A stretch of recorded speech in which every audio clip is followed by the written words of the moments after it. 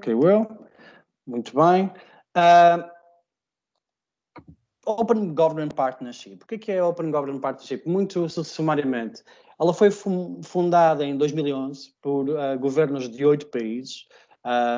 O Brasil, Indonésia, México, Noruega, Filipinas, África do Sul, Reino Unido e Estados Unidos. Interessante perceber que apenas 2 países, os ditos desenvolvidos, estavam aqui nesta iniciativa no início. Entretanto, já está alargada a mais de 80 países. E também cidades, já agora. O objetivo é criar uma parceria única para promover uma administração que seja mais acessível, responsável, reativa e inclusiva para os cidadãos. E, no fundo, melhorar a relação entre o Estado e o cidadão, ancorados em planos práticos de ação. Está assente em 4 princípios. Todos os Estados assinam esta declaração da administração aberta para poderem entrar. E estes 4 princípios são promover a transparência, dar mais poder aos cidadãos, combater a corrupção e utilizar as novas tecnologias de informação e comunicação para potenciar precisamente esta relação entre o Estado e o cidadão. A OGP em Portugal existe desde 2017 e é coordenado precisamente pela AMA e promove a abertura, naturalmente, entre a administração pública, ao cidadão e à sociedade civil, através da concretização de planos de ação. Portanto, o objetivo da OGP é passar das narrativas aos atos, executando planos de ação. E é um fórum multilateral e colaborativo. Apesar da AMA ser a entidade que o gere e coordena os trabalhos, o fórum e o trabalho realizado pela OGP em Portugal acontece de forma multilateral. E um dos objetivos é, lá está, como já tinha dito, desenvolver e implementar planos de ação nacional da administração aberta. E neste processo de desenvolvimento, ele divide-se em 2 fases. Uma fase de cocriação envolvendo os cidadãos e organizações da sociedade civil e processos de participação e consulta pública, e depois uma fase de implementação, onde o plano de ação definido vai ser implementado por entidades da administração pública e parceiros implementadores. Há inúmeros relatórios de progresso, nós acabamos de publicar um, já vos vou dar nota, e para permitir a publicação de informação no portal da OGP Portugal é para permitir precisamente este acompanhamento e monitorização da implementação das medidas. A Rede Nacional de Administração Aberta, da qual a AMA também faz parte, eu estou aqui como representante da rede e como anfitrião, tem precisamente o objetivo de ancorar a participação nacional na OGP, desenvolvendo, coordenando e executando os planos de ação nacional. É composta por 10 membros, representantes da administração pública e da sociedade civil, 5 de cada, e utiliza canais de participação presencial e online. Obviamente, depois de março, esses canais tornaram-se muito mais online do que presenciais. Só uma panorâmica, vocês poderão ver todas estas informações no portal da OGP, mas só uma panorâmica sobre os membros da OGP, da rede, aliás, em Portugal. Só também um pequeno brevete sobre o primeiro plano de ação que terminou em agosto deste ano, foi desenvolvido desde dezembro de 2018 até agosto de 2020, e assente em 8 compromissos, com estas taxas de conclusão finais e uma taxa de conclusão de desempenho geral de 67%, o que a nível global é um bocadinho acima da média do que se consegue normalmente nos primeiros planos de ação, que por norma só um terço das medidas são executadas na sua totalidade. Publicamos agora também, depois de um processo musculado de consulta pública, um relatório de autoavaliação sobre este primeiro plano de ação. E este processo de consulta pública esteve aberto durante 3 semanas, teve 42 contribuições de cidadãos, todas elas foram consideradas relevantes e todas elas foram respondidas individualmente. Todos os comentários feitos pelo cidadão tiveram direito à resposta e realizou-se também um webinar para sensibilização destas questões da consulta pública e da importância da participação cívica nos processos de administração aberta. Esse webinar foi organizado a 22 de outubro em colaboração com a PASC, que é a Plataforma das Associações para a Sociedade Civil, também o nickname A Casa da Cidadania, e identificaram 5 desafios. Há um relatório, não me vou alongar muito, mas há um relatório que está, uma notícia, breve notícia, que está publicada também no portal, se quiserem que para cada um destes desafios foram identificados os problemas que os causam e oportunidades a explorar que poderão ser aproveitadas neste segundo plano de ação.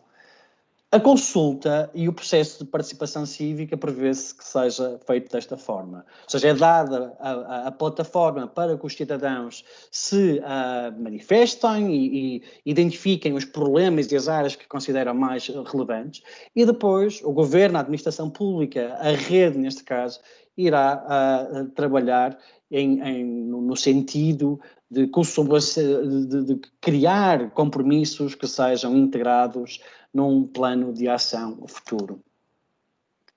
A análise da proposta, a abordagem ao segundo plano, nós enviamos aos membros da rede um inquérito, dizendo, no ano passado, no primeiro plano, identificamos 4 áreas de ação.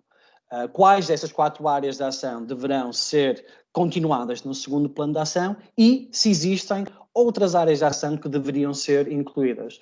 Os 10 membros da rede responderam e validaram as 4 áreas de ação, que eram estas primeiras 4, e acrescentaram mais algumas. Portanto, nós vamos, os fóruns, o programa de fóruns que são organizados hoje, um dia 2, outro dia 9, outro dia 11, vão andar à volta destes 7 temas que foram identificados e outros que poderão surgir de acordo com os vossos contributos. Aproveito também para dizer que está a decorrer um inquérito público no site para identificar as áreas temáticas e as áreas com potencial. Portanto, temos este canal de mais verbal, mais síncrono, direto, mais aberto, e temos também, para quem quiser propor ideias mais estruturadas, um inquérito público que está a decorrer. Vocês poderão ir ao site, ao menu Participe e encontrar lá mais informações. Sem mais demoras, eu passo então à apresentação dos 2 oradores que vão estar a lançar estas Lightning Talks, estas breves apresentações. O meu colega Sérgio Belo, que é chefe de equipa de experiência digital e que nos vai trazer uma breve apresentação sobre a inclusão digital. O Sérgio é licenciado em comunicação, mas está na AMA já há alguns anos, apesar de ter tido uma experiência de interregno na diáspora e trabalhou sempre em áreas ligadas à transformação digital e tecnologias de informação. Atualmente desempenha funções ligadas à experiência digital, uma equipa muito recente e muito acarinhada por nós, colegas da AMA, e que trabalha questões de acessibilidade, usabilidade e inclusão digital em todos os sítios web e apps e aplicações da administração pública. E de seguida, o João Corrado Silva, também meu colega na AMA, é especialista em Data Science, é mestre em Estatística e licenciado em Matemática Aplicada e Probabilidade Estatística, e trabalhou mais de uma década na banca, depois juntou-se ao lado luminoso da luta e está na administração pública desde 2018, onde é responsável pela componente de Data Science em inúmeros projetos da administração pública relacionados com ética de dados, data-driven, data 360, dados abertos, inteligência artificial e projetos com smart cities. Todos estes jargões técnicos, provavelmente, o João vai poder concretizar muito melhor que eu. Gostaria apenas de fazer um apelo para que todos os que se inscreveram neste fórum, se quiserem estar envolvidos em futuras iniciativas, por favor, façam-no através do site. Há lá uma parte que diz registar. Registrem-se na nossa lista de distribuição, porque é de facto essencial para a administração aberta nós termos uma base de cidadãos e de organizações da sociedade civil que sejam consideráveis. Sem mais demora, eu vou passar então a palavra ao Sérgio. Antes disso, vou só trocar aqui os dispositivos.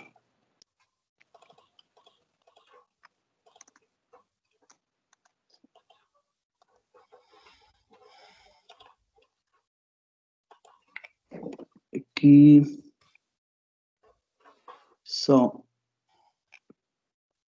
peço desculpa pela demora, mas está aqui, se sair de um dispositivo para o outro, não está certo.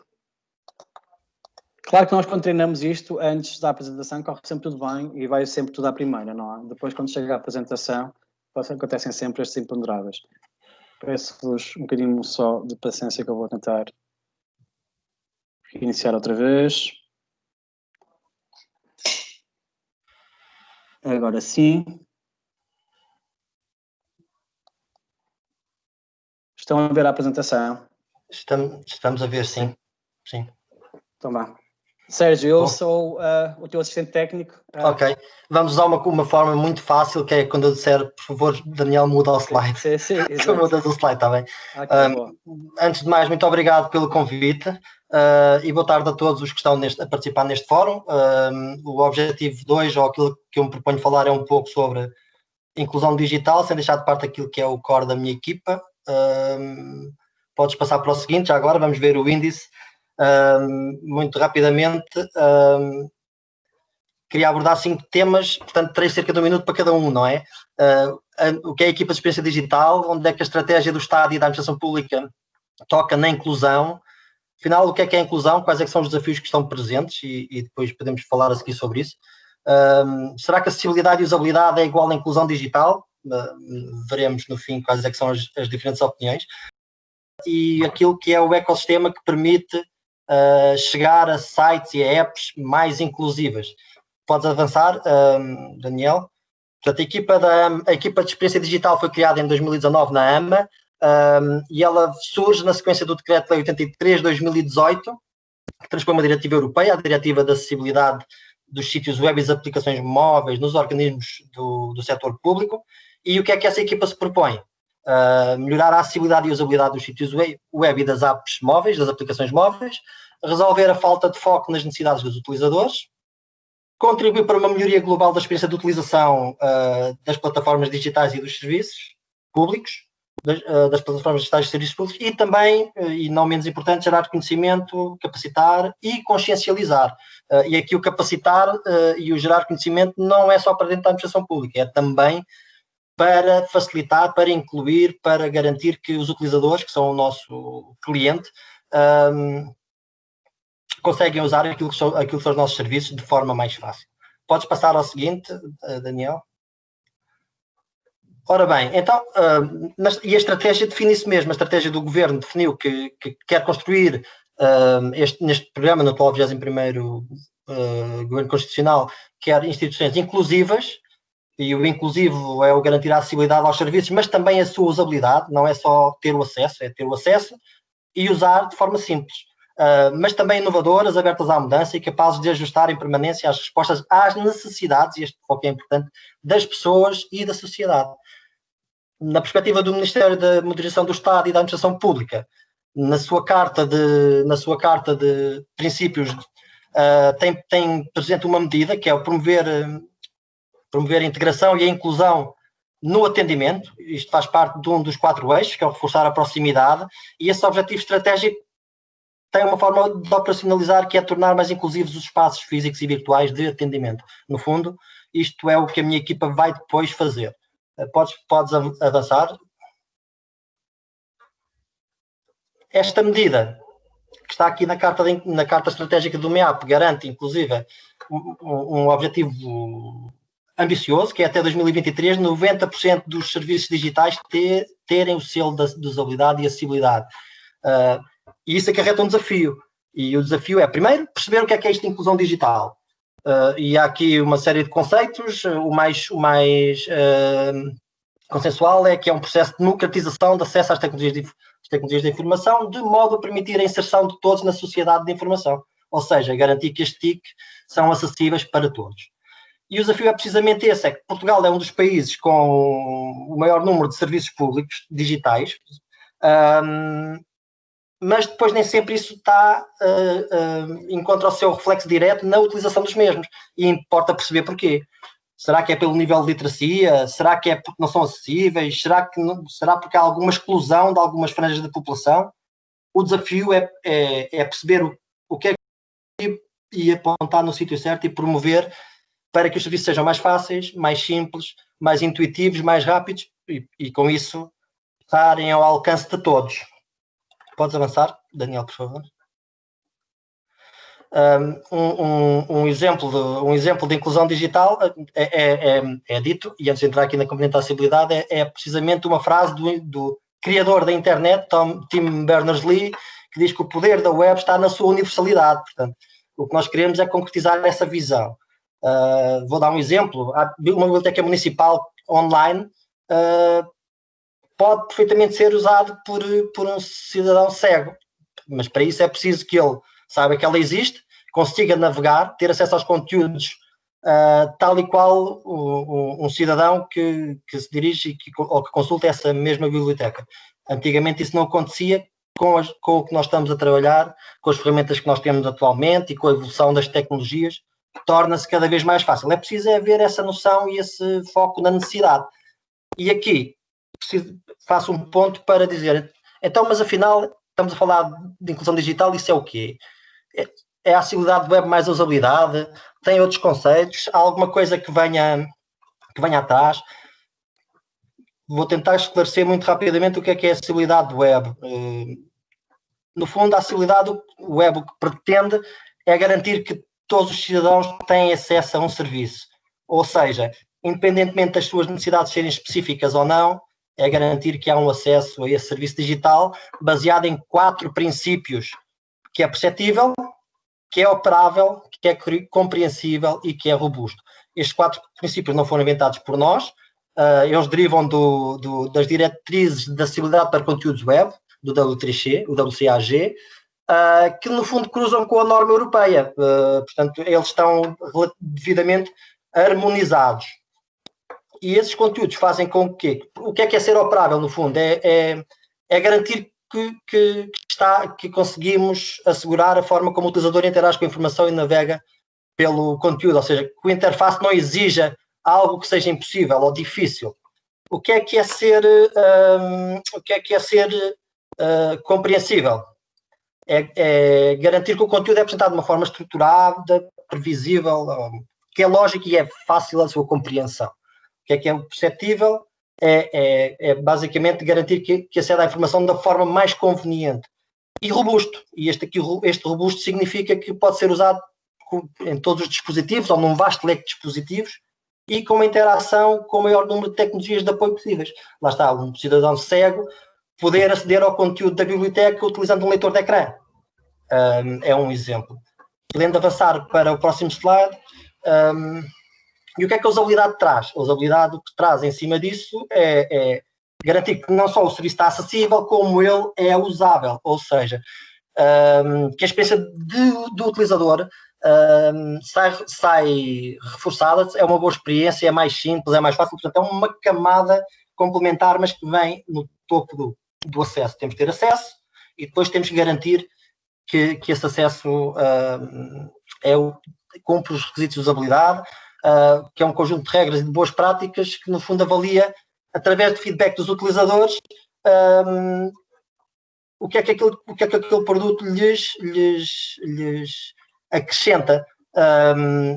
As heurísticas, uma vez mais, também são as heurísticas de Jakob Nielsen, já terão certamente ouvido falar nelas e como eu referi na minha apresentação, baseiam-se em aprendizagem, eficiência, reminiscência, erros e satisfação. São estas as medidas que vão ser analisadas e, no fundo, são depois avaliadas com base em 10 heurísticas desenvolvidas por Rolf Mollick e Jakob Nielsen em 1909, com o objetivo de identificar e avaliar se as plataformas digitais, no nosso caso, serviços públicos, estão ou não ao nível que o utilizador pretende em termos de performance e de satisfação do próprio utilizador, que é o cidadão ou o empresário. Portanto, no fundo, 3 eixos: eficácia, eficiência e satisfação.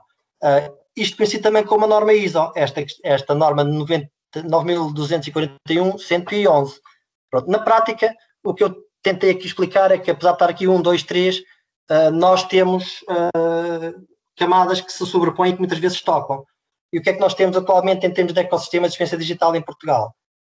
Temos um Decreto-Lei 83 de 2018 que obriga a uma declaração de acessibilidade e usabilidade em sítios web e aplicações móveis.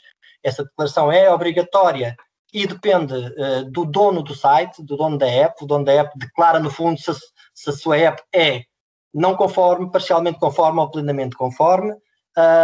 e no caso de ser não conforme ou parcialmente, qual é que é a estratégia, qual é que é o passo de modo a melhorar esse sítio web ou essa aplicação para que seja cada vez mais acessível e que contribua para a inclusão digital. O passo da usabilidade é uma lógica de excelência, ou seja, em cima da obrigatoriedade legal podemos também considerar distinguir as melhores práticas com o selo de bronze, prata ou ouro. Aqui a grande novidade é que o selo ouro obriga testes com utilizadores com necessidades especiais, portanto, cidadãos com deficiência visual, cognitiva, motora, etc. Os grupos estão bem definidos e com isso estamos a contribuir também para incluir, e não é só inclusão digital, é também inclusão social, para não deixar de fora números como 18% da população portuguesa, de acordo com os censos de 2011 do INE. Ora bem, se somarmos esses fatores com a literacia digital, com o investimento da população ou com a exclusão social e a desertificação do interior, temos aqui vários fatores que contribuem ou não, depende de como eles foram trabalhados, para uma maior inclusão. E, finalmente, o fator da inclusão digital terá a ver também com a clareza dos conteúdos, a facilidade dos mesmos, estar ou não estar ao alcance de quem os usa, compreender o que está a ser proposto ou exposto, e é no conjunto destes três paradigmas, digamos assim, destes três elementos que aqui vemos, que conseguimos melhorar a experiência do utilizador, a experiência digital do utilizador, e garantir que não só estamos a torná-los acessíveis, como usáveis, mas que não estamos a deixar ninguém de fora. Muito bem. Muito obrigado, Sérgio. Deixo também o desafio aos participantes, se quiserem ver um exemplo da declaração de acessibilidade no próprio portal da OGP, no rodapé, tem lá um acesso. Ficam aqui também os contactos do Sérgio, caso o queiram contactar. De seguida, partimos já então para a apresentação do João Corrado Silva sobre dados abertos. João? Olá, muito boa tarde. Estão-me a ouvir bem? Confirmas, Daniel? Sim, sim. Ok. Começar por vos agradecer a vossa presença neste fórum e interesse pelos temas que vão ser debatidos aqui hoje. Eu queria dar destaque, obviamente, ao tema dos dados abertos e, além de partilhar convosco nestes próximos minutos alguns aspectos relacionados com dados abertos e com o portal de dados abertos da Administração Pública Portuguesa, também queria partilhar convosco um pouco da nossa estratégia e visão para os próximos 12 meses, relacionada com dados abertos e, obviamente, orientada para o portal de dados abertos. Nesse sentido, eu convido-vos desde já a integrar um pouco esta discussão, até porque é a nossa intenção nos próximos 12 meses falarmos com todos vocês no âmbito destes temas, porque, obviamente, que a participação de todos e a vossa visão é muito importante para nós darmos seguimento a esta estratégia e vocês vão perceber porquê nos próximos minutos. Desta forma, espero que vocês gostem da apresentação e qualquer dúvida estarei, obviamente, à disposição para vos esclarecer a seguir. Começar aqui pelo enquadramento. O conceito de dados abertos são dados a que qualquer cidadão pode aceder, usar, modificar e partilhar para qualquer propósito e sem qualquer restrição, ou seja, os dados podem ser disponibilizados no seu estado mais puro e serem endereçados convites à comunidade de reutilização dos mesmos para fazer qualquer utilização que queira sobre os mesmos. Agora perdemos o João, eu deixei de ouvir. Vocês estão a ouvi-lo? Não, Daniel, também não estou a ouvir. Acho que perdemos o João. Pronto, seria o equivalente a ficarmos sem luz se a apresentação fosse presencial. Peço a vossa paciência para algum problema técnico com o João. Vou só aguardar. Mais logo, depois ele ficou sem som. Perdemos o João. Vamos aguardar mais um minuto.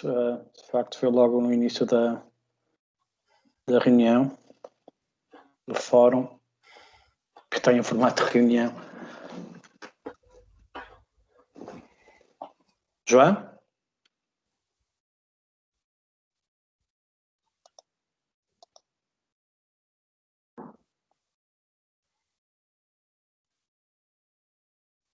De facto, podemos aguardar mais um um minuto. Se as dificuldades técnicas persistirem, nós depois vamos disponibilizar ambas as apresentações no portal, juntamente com o vídeo deste fórum. E se calhar vai ter que ser um momento de improviso, e solicito então, faça aquilo que o Sérgio apresentou e ao início que o João apresentou. Se algum de vocês quiser tomar a palavra para partilhar alguma consideração, já vi algumas caras conhecidas e intervenientes no chat. Temos o Jorge Gomes. Olá, Jorge. Podes abrir o teu microfone, por favor? Olá, boa tarde. É um prazer estar Jorge. aqui convosco. Eu, sobre esta apresentação, tinha aqui duas questões. Uma tem a ver com este tema, que é qual é a percentagem de uso dos serviços online. Esses dados estão públicos, são atualizados regularmente, e até que ponto é que as associações da sociedade civil não podem ter um papel na promoção desses serviços que estão a ser menos utilizados? Obviamente que sem os dados de utilização públicos não podemos ter essa percepção para ter campanhas até de nome próprio para o incentivar o uso de certos serviços. E depois, uma questão que penso que é transversal, que tem a ver muito com o look and feel e a user experience de todas as propriedades digitais da administração pública. Porque realmente temos sites que estão desenvolvidos de uma maneira fantástica e que têm todos os componentes, e depois temos serviços que são de importância extrema para a sociedade, para os cidadãos, como a justiça, que parece que ficaram presos em 1980. E, portanto, temos aqui uma grande diferença em termos daquilo que é a imagem da administração pública em termos digitais. E gostava de ouvir que planos é que têm para estas duas questões. Muito bem, Jorge. Só colocar aqui é uma excelente pergunta, mas só colocar aqui uma tónica do fórum, de colocarmos as questões, não tanto só aos colegas que estão aqui para ativar a discussão, por isso trouxeram, mas são perguntas excelentes, mas se calhar formular as perguntas como uma ideia. Ou seja, como é que nós poderíamos reformular a pergunta que tu tens como uma proposta a trabalhar?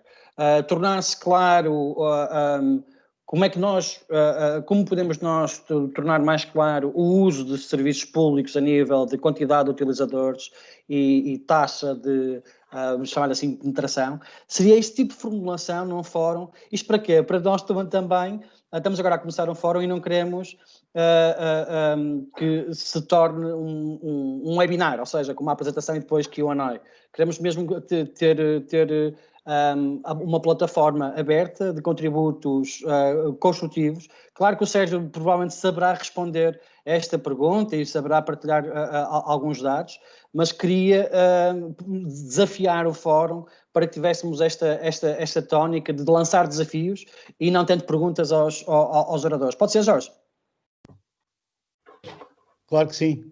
Sim, claro, faz sentido? Faz sentido? Faz todo o sentido, sim. Aliás, eu não queria avançar para as soluções, porque eu, quando avanço para as soluções, os developers ficam logo todos chateados comigo. Claramente. Mas assim, o que reformulando então, não é? Eu penso que o que é importante é termos uma consciência e algum lugar onde possamos dizer, ok, as pessoas não estão a usar o ID.gov, as pessoas não estão a usar este serviço. O que é que se pode fazer? O que é que nós precisamos, enquanto administração pública, que a sociedade civil faça para incentivar o uso destas tecnologias e destas aplicações? E depois, por outro lado, então, reformulando também, eu penso que tem que haver um esforço. E sei que é complicado, sei que estamos a falar da administração pública, mas tem que haver um esforço para que eu não chegue a um site e de imediato reconheça que é um site da administração pública e depois chegar a um site que até fica a duvidar e ver o URL duas vezes para se aquilo é da administração pública ou não. Ou seja, há aqui uma falta de... há aqui uma falta de uniformização daquilo que são os sites da administração pública, de maneira a que eu tenha uma confiança visual, assim que lá chego, de que aquilo se trata de um site oficial. Muito bem. Há semelhança, por exemplo, lá no Reino Unido e noutros países. Muito bem, muito obrigado pelos contributos. Tem informação que o João já está de volta. Se não se importar, então, vamos então retomar a apresentação do João e passar-lhe a palavra. E depois voltaremos a esta tónica. Jorge, desculpa e nós fazermos já esta... Nós queremos, de facto, os contributos, mas é contributos, olhar precisamente como é que nós podemos diagnosticar estes problemas que tu muito bem apresentaste. Muito obrigado. Vamos então... Estão a ver a apresentação já? Sim. Ok. Força, João. Muito bem, obrigado, Daniela. Peço desculpa, mas o meu computador realmente falhou, foi-se abaixo, tive que ligar tudo novamente. Então vou retomar aqui o sítio onde eu fiquei, começando aqui por falar no portal Dados.gov. Ele existe desde 2011, tem sido alvo de muitas melhorias. Neste momento ele funciona como serviço público de publicação de dados e também funciona como portal de indexação para outros portais, catálogos de dados abertos, setoriais, nomeadamente, por exemplo, o exemplo da saúde, da justiça, do ambiente, ou locais, como é o caso de sucesso, que é a Câmara Municipal de Lisboa, talvez seja um dos maiores casos de sucesso de dados abertos em Portugal, que tem o seu próprio portal de dados abertos, inclusive. Esta plataforma que está na base e na gênese do portal Dados.gov, ela é criada em código open source e continua a ser essa a nossa estratégia, ou seja, trabalhar muito com base em código de open source, quer para a parte do analytics, quer para a parte da visualização. Estes temas, obviamente, eles colidem com o tema da transparência, com o tema da informação, confiança e responsabilidade na administração pública e também no setor privado, já vamos falar nisso mais à frente, e têm como princípio o princípio Come as you are, ou seja, cada entidade, cada utilizador é convidado a providenciar os dados exatamente como quiser, desde que, obviamente, não partilhe dados confidenciais e pessoais. Daniel, se puderes passar para o slide seguinte. Sim. Não está a passar. Já passou? Não, agora sim. Pronto, Okay. partilhar aqui um pouco convosco alguns indicadores estatísticos relacionados com o portal de Dados.gov, os principais. Nós temos cerca de 2.341 datasets neste momento, mais de 1.000 utilizadores e temos quase 100 organizações. Slide seguinte, Daniel, por favor. Sim. Já passou, João. Sim, exatamente. Pronto. Continuando aqui no tema das estatísticas, vou partilhar convosco alguns dados interessantes, nomeadamente as geografias de onde nos chegam os utilizadores ou quem consulta o nosso portal. Nós temos cerca de 70% dos utilizadores que vêm da Europa, 18% dos Estados Unidos e 10% do Brasil e os restantes de outras partes do mundo. Estes dados surpreenderam-nos quando nós fizemos estas análises, mas isto deve-se principalmente a dois fatores. Basicamente, muitos datasets são legíveis por máquinas e essas máquinas podem estar sediadas em qualquer parte do mundo e os Estados Unidos nós sabemos que têm grande interesse nestes temas, o Brasil a mesma coisa. E depois há outro tema que tem a ver com o tema da cloud, que hoje em dia também é mais difícil distinguir muitas vezes a origem, onde é que está exatamente o utilizador, o que pode levar aqui a algumas dificuldades em termos de interpretação desta informação. A maioria das pessoas acedem ao nosso portal através do computador, 31% já através de telemóvel e 3% através de tablet. Nos últimos 2 anos nós tivemos 120 mil visitas e no último ano tivemos 65 mil visitas. O tempo médio por visita são cerca de 6 minutos. Vamos passar para o slide seguinte, mas podes passar, Daniel. Sim. Falar-vos um pouco também com a ligação que temos, a ligação natural, obviamente, com o Portal Europeu de Dados Abertos, que é o portal que tem datasets da Europa, dos países da União Europeia e não só. Temos 36 países representados, cerca de 81 catálogos de dados e mais de 1 milhão de datasets sobre os temas mais diversos, como energia, como ambiente, justiça, vários temas bastante interessantes e que também estão muito alinhados com os temas que nós abordamos no nosso portal interno. Podes passar, por favor, Daniel? Sim.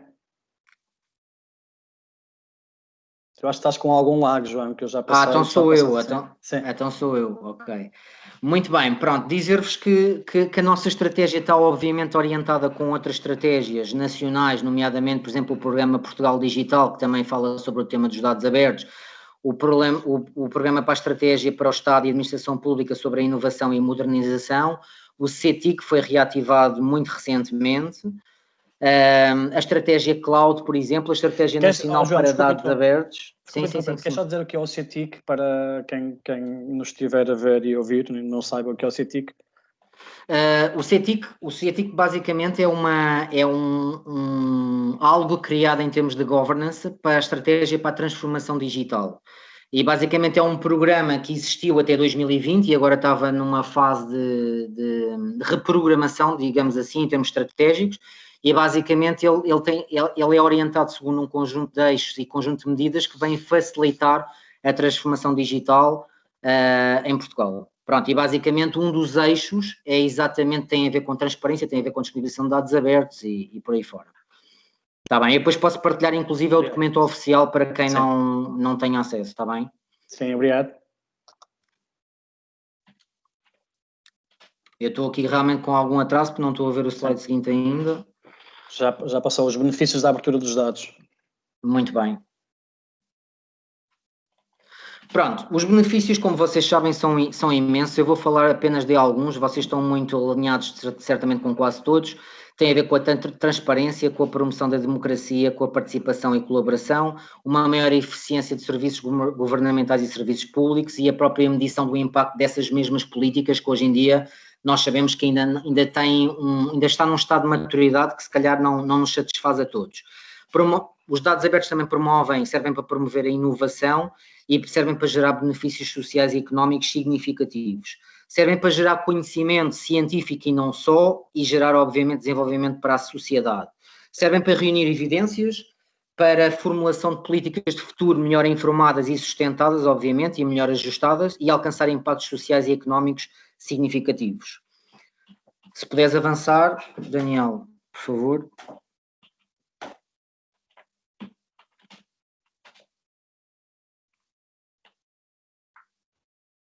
Já passou, João.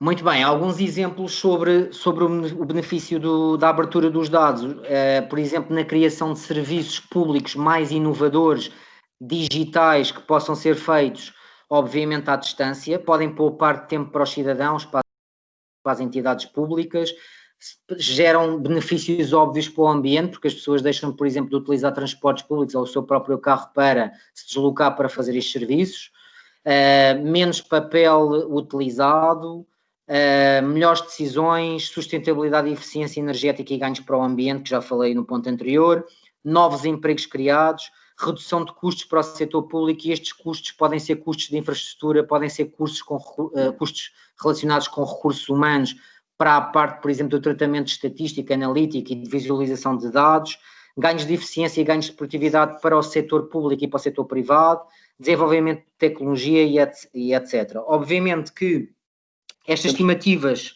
são feitas de acordo com vários critérios. Nós temos aqui um exemplo de estimativas feitas sobre dados gerados pela economia europeia, de dados que sublinham que o potencial e o livre fluxo de dados tem para o crescimento económico em toda a Europa. Até 2020 era de cerca de 739 bilhões de euros, corresponde a 4% do PIB da União Europeia, ou seja, estamos a falar de valores muito, muito elevados para o conjunto de países da União Europeia. E, obviamente, Portugal não é exceção também. Vou-te pedir para passar para o slide seguinte, por favor, Daniel. Ok.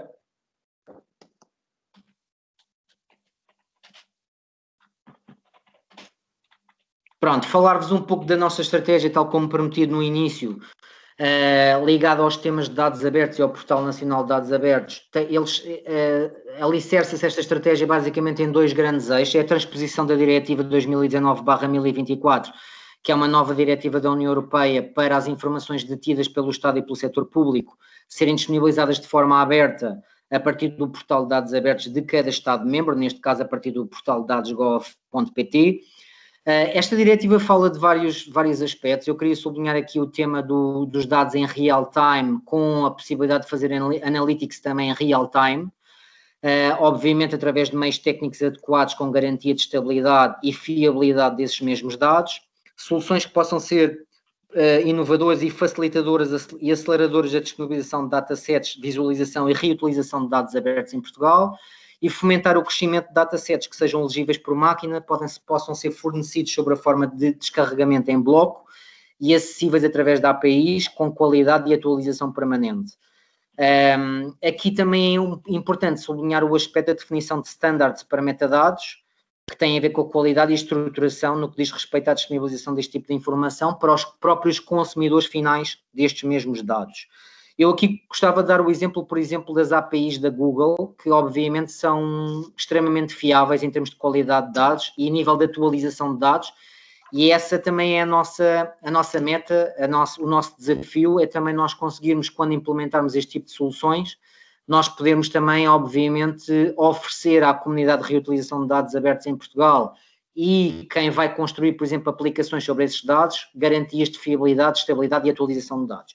Continuando aqui sobre os benefícios, criar mecanismos também técnicos de gestão de feedback dos utilizadores e gestão da comunidade que neste momento ainda não existem, ou os que existem são muito poucos. A promoção de uma cultura de transparência e data-driven através dos dados abertos. A avaliação do impacto da abertura de dados na sociedade, quer impacto económico, quer o impacto social, e eliminar barreiras a uma ampla reutilização de informações obtidas com fundos públicos. Aqui dar-vos o exemplo também, que é um tema que nós nos queremos trabalhar, que é o tema dos dados provenientes de tecnologias emergentes, nomeadamente os IoTs, os drones e outras tecnologias emergentes, nomeadamente os dados que depois podem servir de treino para algoritmos de inteligência artificial. Podes avançar, Daniel? Pronto, rapidamente, há várias formas de publicar dados no portal de dados abertos, carregar dados simplesmente, fazer upload de dados simplesmente, indexar através de um URL ou de uma API, ou mecanismos mais evoluídos, que é o caso, por exemplo, da Câmara Municipal de Lisboa, que já tem o seu próprio portal de dados abertos e que faz através de um harvester, basicamente, que é uma ligação que o dados.gov.pt tem com o Lisboa Aberta e que sempre que é atualizado dados no Lisboa Aberta também são atualizados, obviamente, no portal de dados abertos. Eu estou a terminar praticamente a apresentação, não queria me alongar muito mais para não roubar tempo aqui à nossa sessão. Eu queria só aproveitar aqui para falar um tema que eu vi que o Luís Vidigal referiu, que é o tema dos dados serem considerados dados mortos, não terem muita atualização, que eu vi aqui no fórum. Nós estamos aqui com o portal de dados abertos desde o início deste ano e a nossa primeira visão foi exatamente, estávamos muito em concordância com o tema aqui levantado pelo Luís. Eu só vos queria dar uma ideia que as coisas não são tanto assim. Porquê que não são tanto assim? Porque quando vamos para o portal de dados abertos, nós vemos que há realmente dados que precisam de maior nível de atualização e estamos a trabalhar neste tema, mas cerca de 70% dos datasets que estão disponibilizados em dados.gov.pt já vêm através de um harvester, ou seja, já são atualizados permanentemente das suas entidades de origem. Ou seja, quando as suas entidades têm dados atualizados, eles também já são atualizados no portal de dados abertos. Obviamente que nós queremos generalizar um bocadinho este nível de atualização para todos os datasets, é um caminho que temos que fazer, está bem? Agradecer aqui a vossa atenção à apresentação e, Daniel, podes continuar, por favor. Muito obrigado, João. Desculpa acelerar aqui no final. Claramente, o primeiro fórum é um fórum que também vai servir para nós calibrarmos expectativas, porque tínhamos expectativa de demorar 1 hora, portanto vamos pedir às pessoas que nos próximos minutos participem e estamos disponíveis naturalmente para ficar, pelo menos na equipa, eu e a Maria João, ficarmos mais um pouco a ouvir os participantes. Podem ir também participando via chat, como o Luís Vidigal o está a fazer. Alguns colegas estão-se agora a juntar, sejam bem-vindos. Entraram no momento certo, no momento que estamos a abrir o fórum à discussão. Já o Jorge Gomes, da Voz dos Voluntários Digitais Portugueses, espero não estar a cometer uma incorreção, tinha participado antes com um contributo, dizer que seria necessário nós sabermos qual é a real utilização que há dos serviços públicos digitais e quais as causas que levam a esses números. Portanto, a tónica que nós gostaríamos de vos deixar aqui era precisamente essa de lançar desafios lançar desafios em forma de problemas em áreas que vocês consideram que são problemáticas na vossa relação com a administração pública. O Paulo, olá Paulo, bem-vindo. Coloca no chat a dizer que existe alguma maneira de requerer que certas instituições ou empresas sejam forçadas a publicar alguns dados de interesse público neste tipo de plataformas e torná-los dados abertos. Eu não estou equipado para poder lançar alguma resposta elucidativa Eu posso tentar responder, Daniel, mas força, João. Pronto, responder um bocadinho a essa questão, isso tem muito a ver com a diretiva que eu vos falei assim muito rapidamente na minha apresentação, exatamente, porque a diretiva visa exatamente ela ser transposta para a lei de cada Estado-membro, neste caso, para a lei portuguesa até meados de 2016, sim. Não, 2021, estamos a falar de julho de 2021, ok? A transposição da diretiva tem que ser feita até julho de 2021, ou seja, os países que têm que acelerar o processo de criar aqui dinâmicas com as entidades para que elas possam ser, eu não gosto de usar a palavra obrigadas, mas elas possam fazer o cumprimento da transposição desta diretiva. Basicamente, as entidades não são todas obrigadas a providenciar dados, estes dados estão identificados, a natureza destes dados, por exemplo, dados sobre empresas, dados georreferenciados, dados geoespaciais, estamos a falar de dados que estão identificados, mas obviamente o que nós queremos fazer em Portugal e que vem um bocadinho à semelhança do que está a ser feito noutros Estados-membros é criar essa obrigação, através de um mecanismo formal da lei, mas que cria a obrigação das entidades de disponibilizarem estes conjuntos de datasets de elevado valor. E, obviamente, quando as entidades acharem que não os devem disponibilizar, elas então que possam sustentar a sua justificação numa justificação que possa ser lida como aceite. Mas, basicamente, esta diretiva da União Europeia visa exatamente acelerar a disponibilização de uma forma obrigatória deste tipo de datasets considerados de elevado valor. Ok? É o mecanismo, se calhar, mais ágil que temos neste momento para dar seguimento a esta estratégia. Está bem? Muito bem. Muito obrigado, João. Paulo, espero que tenhas achado a resposta satisfatória, mas também ela é para ser um tema a ser revisitado. Aliás, já o compromisso 7 do primeiro plano de ação, que apresentou bastantes desafios para ser concretizado, visava precisamente sobre alguns desses temas. Convido depois a ver o relatório ou a parte da monitorização do site, o compromisso 7, que visa sobre esta matéria. Eu creio que a Bernice tinha pedido a palavra, mas depois baixou a mão. Seria interessante ouvir, não sei se foi a Bernice, temos, no entanto, o Ruben e o Jorge. Eu vou, se calhar, dar a palavra ao Ruben e depois passá-lo ao Jorge. Ruben, bem-vindo. Olá. Estamos a ouvi-lo com algum problema no microfone. Não sei se sou só eu, algum ruído. Não sei se poderá mudar de equipamento. Pois. Vocês estão a ouvir o Ruben bem? É que se vocês estiverem a ouvir o Ruben bem? Não, é um problema no microfone do Ruben. Ele deve estar bem com as colunas, mas o microfone não está a funcionar. Melhorou? Sim. Agora sim. Obrigado, Ruben. Sim. Ok. Agora sou eu que não estou a conseguir ouvir. É o normal. Mas se me conseguem ouvir bem, eu posso colocar a questão. E eram várias e não são necessariamente questões. Portanto, é uma partilha mais aberta. Primeiro, trazer aqui para a discussão a diferenciação ou uma preocupação. Uma coisa é ter dados abertos, e isso é a base de tudo. Outra coisa é ter informação. E a informação em si, ou seja, a capacidade que temos de mostrar a informação e aquilo que nós somos enquanto administração, enquanto país, de forma linear e simples, não é necessariamente apanágio. E isso deveria ser aqui uma preocupação. Há um exemplo que eu dou muito recorrente, que é quase toda a informação e os dados em Portugal vêm do Instituto Nacional de Estatística, mas o Pordata faz um trabalho muito mais interessante na informação dos cidadãos. Portanto, isto é uma conclusão ou uma preocupação minha. Depois, uma outra preocupação, em vez de mudança digital, poderíamos falar de aceleração digital. Ou seja, a mudança está a acontecer, a mudança em muitas áreas já aconteceu, portanto, tudo aquilo que possamos fazer, já vamos, enquanto país, enquanto Estado, enquanto administração, já vamos atrasados. Portanto, acho que o desafio é mais como é que aceleramos essa mudança digital. E, eventualmente, isso pode bater, e uma das preocupações aqui do próximo plano seria tentar perceber como é que melhoramos e transformamos os processos de tomada de decisão, que isso tem um impacto imenso naquilo que é a mudança ou na aceleração digital. Depois, uma pequena provocação para o Sérgio.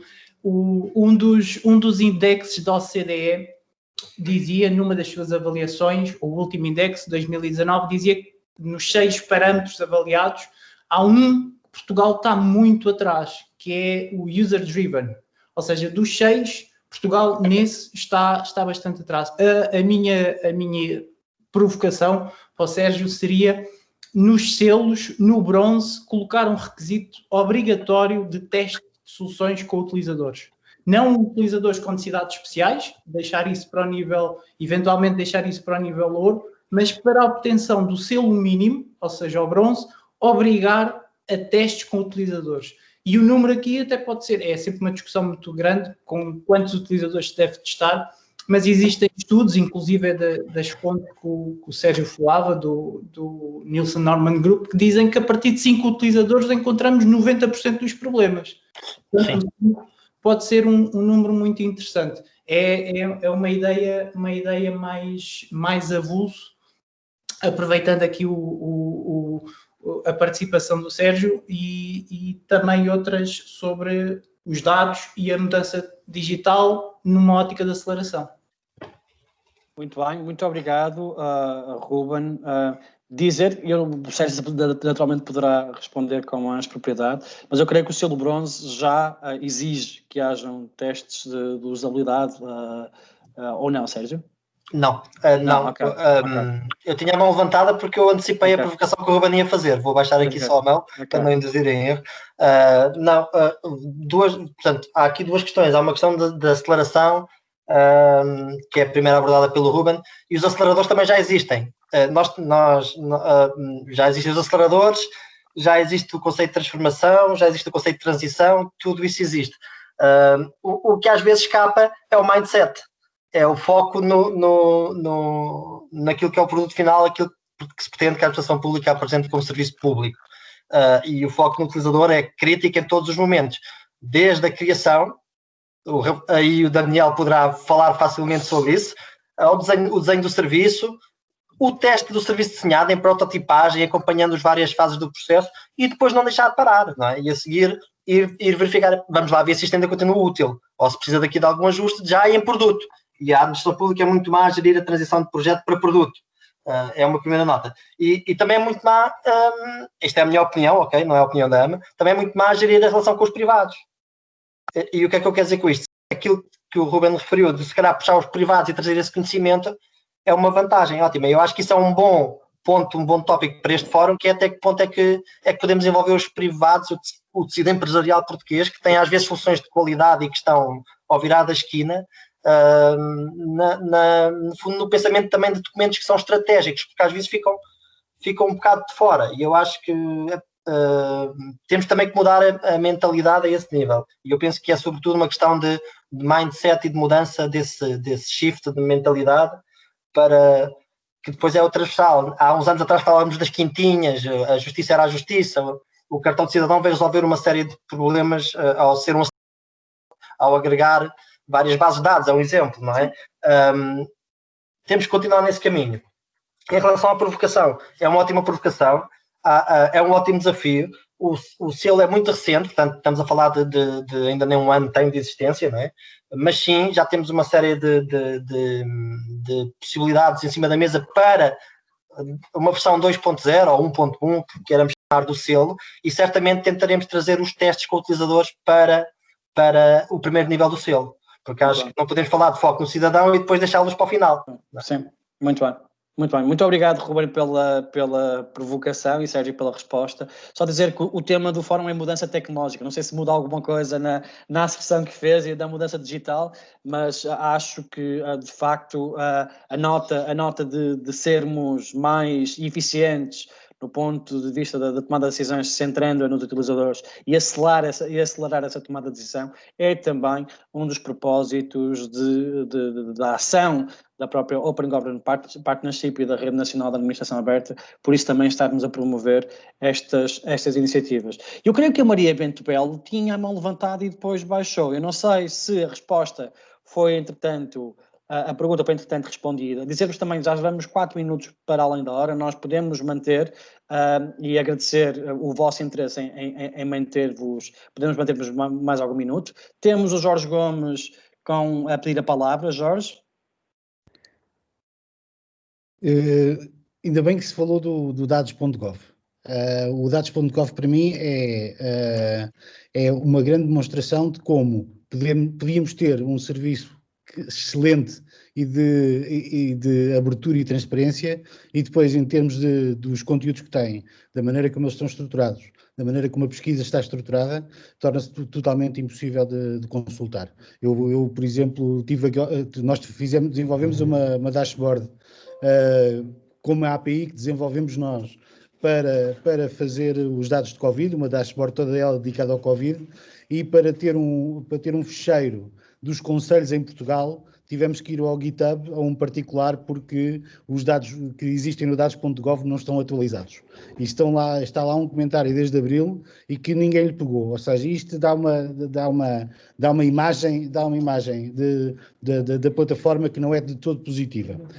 Depois, para uma provocação para o Sérgio, pelos vistos o Sérgio está na Berlinda, mas é assim, mais do que o tecido empresarial, eu penso que se deviam de olhar também para pessoas e para instituições que, sem ter qualquer tipo de interesse económico nos dados, podem ajudar. Por exemplo, eu vou ter que aqui puxar a brasa à nossa sardinha. Nós, desde 2018, que temos uma API que basicamente vai buscar dados do IPMA, dados do SNS e os faculta todos tratados a toda a gente que os queira utilizar, porque nós também os utilizamos. E, portanto, e desenvolvemos uma API em 5 dias. Portanto, ou seja, há aqui uma grande flexibilidade de algumas organizações da sociedade civil que não empresariais de colaborar e estamos dispostos a colaborar. Portanto, acho que, e agora, quase para fechar aqui um círculo, o dados.gov é um site que, em termos de look and feel, não tem nada a ver com a administração pública e eu nem pensava, soube hoje que fazia parte da administração pública. Eu pensava que era um agregador de alguém, apesar do URL ter .gov.pt, mas eu pensava que era alguém que tinha desenvolvido aquilo. Portanto, acho que há aqui algumas provocações, mas também um estender de mão para ajudar se for necessário. Eu posso começar? Muito obrigado, Jorge. Só dizer que a VOST é voluntários digitais em situações de emergência, que eu há pouco disse mal o nome. O João tinha levantado a mão antes, Sérgio. Eu não sei se o João ainda queria responder a uma consideração anterior. É só porque a minha é rápida e a do João vai dar de pano para mangas. Então vai, entendam-se lá, vocês... A minha é muito rápida, nós já estamos habituados a isto nas reuniões da direção. A minha é muito rápida, é basicamente dizer que eu adoro provocações, obrigado Jorge. Às vezes as provocações, quando têm um fundo construtivo, fazem-nos andar. Na experiência digital, quando eu digo sido privado, nós já trabalhamos com a academia, por exemplo, já trabalhamos com ONGs, na perspectiva de experiência digital e até dos testes e do recrutamento de utilizadores, e está sempre em cima do acontecimento. A FCUL, por exemplo, está a trabalhar connosco no Access Monitor, nesta versão nova, que é o avaliador automático da acessibilidade dos sítios web, só para dar um exemplo. Sim, a nossa porta também está aberta, também temos a mão estendida para dar um grande passo bem e falarmos, não há problema. A provocação, na verdade, era para o João, porque de dados o João é que percebe, portanto eu vou passar a bola ao João. Muito bem. Na caixa de chat, João, se puderes depois também dar um apor às intervenções, tanto do Carlos Sousa como do Ricardo Pinho. Sim. E do Ruben também. Também. Então, pronto, muito rapidamente, em relação à intervenção do Ruben, nós estamos completamente de acordo. É assim, nós observamos, por exemplo, o que o Por Data faz com grande interesse e achamos e concordamos plenamente. O que o Pordata faz é um caso de referência não só nacional como mundial. Agora é importante eu pegar no caso do Pordata para explicar que nada tem a ver com dados abertos, ok? É assim, o que o Pordata faz estatísticas, providencia fecheiros nomeadamente em Excel e são sobre estatísticas geradas, e o princípio sobre dados abertos nada tem a ver com isto, ou seja, o que tem a ver com a reutilização desses dados abertos é que podem provocar essas estatísticas. E nós, inclusive, temos a trabalhar em soluções que permitam aos utilizadores gerar essas estatísticas à semelhança do produto final que é o Pordata. Em relação às outras questões, é assim, eu acho que é um sinal de inteligência concordar com elas. Porquê? Porque eu vou referir 2 aspectos que acho que explicam tudo. Um tem a ver com o facto dos relatórios do Open Data Maturity, por exemplo, e da OCDE referirem, por exemplo, que em Portugal nem sequer é reconhecido pelo governo português que os dados abertos são um fator estratégico e importante. Até o ano passado não eram reconhecidos como um fator estratégico e importante. E isto normalmente reflete-se em orçamentos para gerir o próprio portal de dados abertos, quer, por exemplo, manutenção evolutiva e corretiva, para falar aqui de alguns erros que já algumas pessoas falaram, quer depois também para a implementação de estratégias. Nós este ano conseguimos ter orçamento para desenvolver algumas atividades, vamos começar precisamente agora nessa estratégia, e como eu estava a dizer, é um sinal de inteligência reconhecer, além de reconhecer esses erros, reconhecer que há muita coisa para fazer no portal, nomeadamente há aqui que criar um conjunto de soluções que possam, inclusive, monitorizar o feedback dos utilizadores de uma forma mais ágil e de forma a também evitar tantos erros no portal e, obviamente, para dar aqui uma credibilidade maior aos utilizadores. E aceitar o vosso desafio também para aceitar as vossas ajudas. Todas as ajudas são, obviamente, bem-vindas. E nós agora que vamos iniciar um novo plano de estratégia, queremos ouvir e queremos perceber, obviamente, vocês que utilizam o portal, quais são as principais dificuldades que vocês têm também para avançarmos em conjunto para tratar exatamente esses mesmos pontos, está bem? Muito bem. Muito obrigado, João, e muito obrigado pelo apelo e pela participação de todos. Vamos de 10 minutos para além da hora, mas de forma impressionante mantém as mesmas pessoas que estavam online no início, estão quase todas online. Um sinal e um indicador de interesse na conversa, mas como nós respeitamos também o tempo de todos, e como o Sérgio e o João acabaram de dizer, já estão a ficar retidos para outra atividade que terão a seguir, resta-nos, em nome da Rede Nacional de Administração Aberta, da OGP Portugal e também da AMA, agradecer a participação de todos. Se alguém quiser levantar a mão neste último minuto, se calhar ainda damos essa oportunidade, mas creio que não, creio que o essencial já foi dito.